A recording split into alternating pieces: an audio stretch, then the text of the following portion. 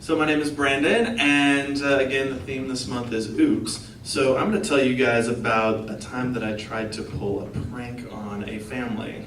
I should say the time I tried to pull a prank, period, but that comes later. So when I was in college, I had a friend. I'm sorry, I decided to keep it rolling. When I was in college, I had a friend who is now a professional improv comic. So you might imagine from that credential that she is funny and she likes to pull pranks. I was the butt of those pranks a few times, but she once decided to let me in on the prank. I want you to be a part of this one. So I said, sure, why not? Her family was coming into town. She was in a musical, and I had never met her family. She had never talked to her family about me. So she thought it would be really funny to introduce me as her fiance. That we just had some kind of whirlwind romance, and we were now about to get married, and this is how I'm going to be not only introduced to you, but this is how you find out I exist in the first place. And I thought it was hilarious, and I decided to go along with it.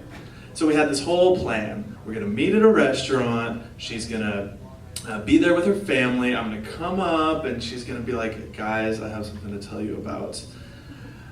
And we're going to talk about our whirlwind romance and our engagement, and it sounded like it was just going to be great. So come the night where they're all there at TGI Fridays, I meet them. Yes, I know, it's funny to think that I went to TGI Fridays. All right, now that was rude, I'm sorry. I'm not a stand-up comic.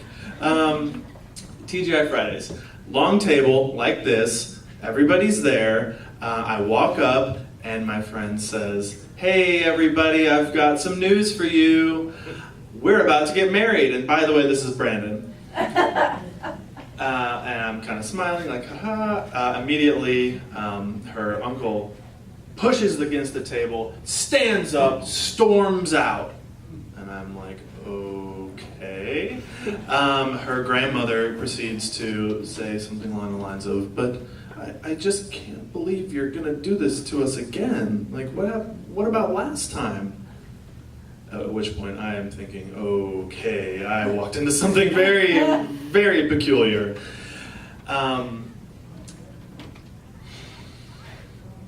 We had a code word. If we got in too deep, I would go,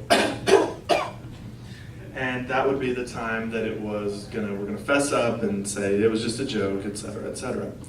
At this point, her family is, the discordant rage is starting to build from all sides, and I am just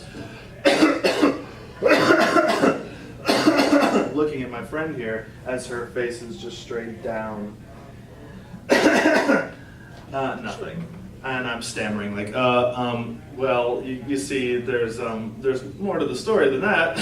I wanted her to be the one to be like, hey, I'm pranking you guys, not me, who I've never met any of these people in my life. Well, needless to say, nothing happened, so I get up and walk away. I had no idea what to do. I'm standing in the hallway, you know that little breezeway when you walk into a TGI Fridays? I'm standing there just like thinking, oh my gosh, what is happening, what is happening, what is happening? My face is red, I can see it in the reflection of the window. You know it's really red when you can see it in that like half opaque window. And so a member of her family walks up to me, and I am just like, I am so sorry, I should not have done any of this. And she looks at me with the biggest grin and says, no, we have something to apologize to you about. Yeah, as it turns out, my friend had gotten cold feet on the day that her family got to town. So she decided to tell them that we were going to prank them.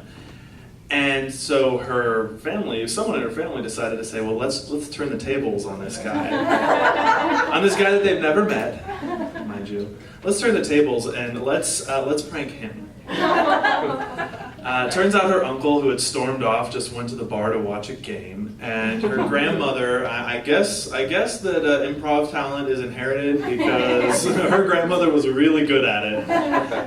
But as it turns out, I ended up being the one getting pranked, and I've never done it again. And to this day, that family still refers to me as poor Brandon.